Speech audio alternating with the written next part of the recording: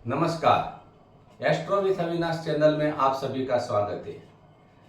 जब बालक का जन्म होता है तब हम उसकी कौन सी राशि है और उसका नाम कौन से अक्षर पे रखना चाहिए ये जानने के लिए ज्योतिषी के पास जाते हैं और न्यूज़पेपर में भी हम देख लेते हैं, उसमें भी लिखा होता है कि आज जिसका जन्म हुआ है उस बालक की मेष राशि है, वृषभ राशि है, ऐसे हम देख लेते हैं और उसके अक्षर पर हम नाम रख लेते हैं।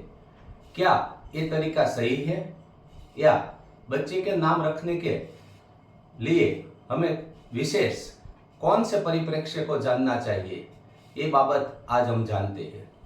हम जानते हैं कि जो गोलार्ध है, इस गोलार्ध का 12 भाग किया जाए तो 30 डिग्री की एक राशि बनती है। तो जो 360 डिग्री है गोलार्ध, उसको 12 भाग में डिवाइड किया जाए तो 30 डिग्री की एक राशि बनती है। और राशि का नाम हम जानते हैं, मेष राशि, वृषभ राशि, मिथुन, कर्क, सिंह, कन्या, तुला, वृश्चिक, धन, मकर, कुंभ और मीन। ये 12 राशि है और ये 12 राशि 30 डिग्री की होती है।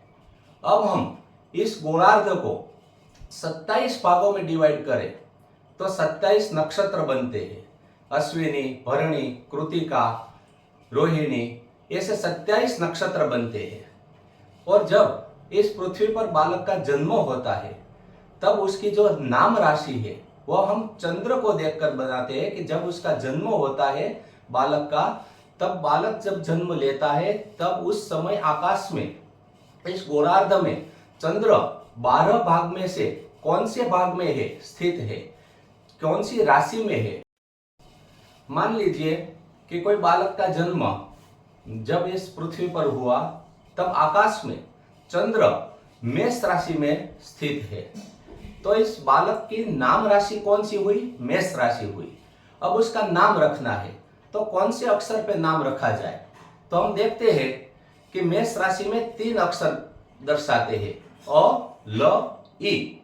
तो हम कहते हैं कि मेष राशि में बालक का जन्म हुआ है, इसलिए उसका नाम अ अक्षर पे, ल अक्षर पे और ई अक्षर पे रखा जाना चाहिए। लेकिन अब हम इसमें डीप में बात करते हैं कि जो ये राशि है, एक राशि, उस राशि में 9 चरण नक्षत्र का होता है। एक नक्षत्र होते हैं, उसका 4 चरण होता है। जब एक राशि में 9 चरण होते हैं टोटल नक्षत्र के, तो मेष राशि में कौन सा आया? तो कि अश्विनी नक्षत्र, उसका 4 चरण, भरणी नक्षत्र, उसका 4 चरण, और जो कृतिका नक्षत्र है उसका 4 चरण नहीं आता। कृतिका नक्षत्र का 1 चरण आता है, बाकी का 3 चरण है वह दूसरी वृषभ राशि में चला जाता है। तो अब मेष राशि में कौन सा नक्षत्र हुआ? अश्विनी नक्षत्र, भरणी नक्षत्र और कृतिका नक्षत्र का ओनली 1, मात्र 1 नक्षत्र हुआ। अब हर एक नक्षत्र का अपना अक्षर होता है। जब हम देखते हैं कि बालक का जन्म तो मेष राशि में हुआ है, लेकिन उसका जन्म नक्षत्र क्या है, कौन से नक्षत्र में उसका जन्म हुआ है? मान लीजिए कि उसका जन्म नक्षत्र अश्विनी है, मेष राशि है और अश्विनी नक्षत्र में जन्म हुआ है। तो अश्विनी नक्षत्र में कौन सा अक्षर आता है? तो अश्विनी नक्षत्र में आता है चू, चे, चो, ला।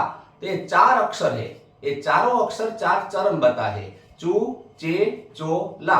अश्विनी नक्षत्र का भी चरण देखना चाहिए कि अश्विनी नक्षत्र में जन्म हुआ है और कौन से चरण में हुआ है।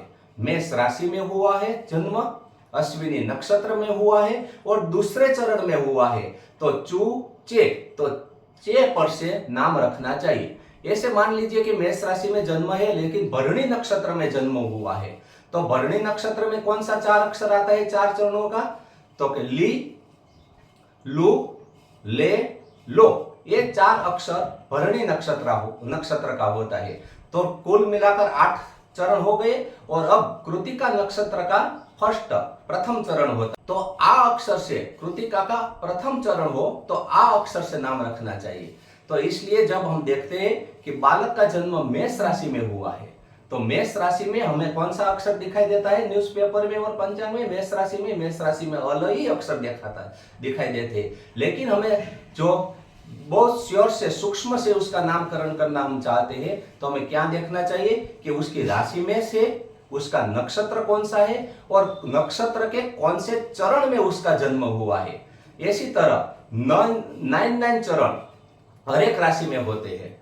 और हर एक नक्षत्र है उसका स्वामी भी होता है। जो मान लीजिए कि अश्विनी नक्षत्र है तो उसका स्वामी अश्विनी कुमार है, और आश्लेषा नक्षत्र है उसका स्वामी सर्प है। इसलिए हमें जब काल सर्प योग की पूजा करनी होती है तो नक्षत्र का विशेष महत्व है। आश्लेषा नक्षत्र में उसकी शांति करनी चाहिए। हम जानते हैं कि श्राद्ध कर्म करते हैं, लेकिन पितृ कौन से नक्षत्र का स्वामी है, तो मघा नक्षत्र है। मघा नक्षत्र का स्वामी पितर होते हैं। तो हमें जो भी श्राद्ध कर्म मघा नक्षत्र में करते हैं उसको मघा श्राद्ध कहते हैं। इस तरह ज्योतिष शास्त्र में राशि नक्षत्र का बहुत महत्व है। मैं आशा रखता हूं कि बालक का नामकरण करने की ये बात आपको अच्छी लगी होगी। हमारे चैनल में हमने एक एपिसोड की श्रृंखला शुरू की है, उसका 12 एपिसोड समाप्त हो चुका है। समस्या पे संवाद उसका नाम है। आप भी अपना कोई प्रश्न हो, कोई क्वेश्चन हो तो मुझे कमेंट्स में भेजिए। मैं एस्ट्रोलॉजी के आधार पर, अपने नॉलेज के, अपने ज्ञान के आधार पर उसको आपको मार्गदर्शित करने का प्रयास करूंगा। आभार। अस्तु।